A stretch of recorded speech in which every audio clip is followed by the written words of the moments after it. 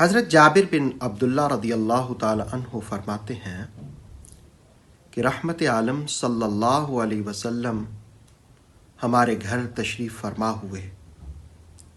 ایک شخص پر نظر پڑی جس کے بال الجھے ہوئے پراگندہ، تو رسول اللہ علیہ السلام نے اسے دیکھ کر کہا کہ تمہیں کوئی چیز نہیں ملتی جس سے تم اپنے بالوں کو سنوار سکو؟ پھر ایک اور شخص پر نظر پڑی، اس کے کپڑے گندے تھے، میلے تھے، تو رسول اللہ علیہ السلام نے فرمایا کہ تمہیں پانی نہیں ملتا کہ جس سے تم اپنے کپڑوں کو دھو سکو؟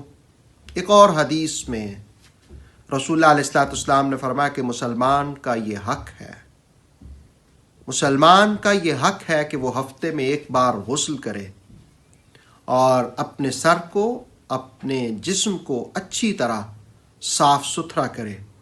گویا اسلام اور رسول اللہ علیہ السلام کی تعلیمات گندگی کو ناپسند فرماتی ہیں۔ گندے کپڑے، گندا جسم یہ پسندیدہ نہیں ہے۔ پاک، صاف ستھرا جسم اور کپڑے رسول اللہ علیہ السلام کو پسند ہیں۔ اللہ تعالی ہمیں ظاہری اور باطنی پاکیزگی نصیب فرمائے۔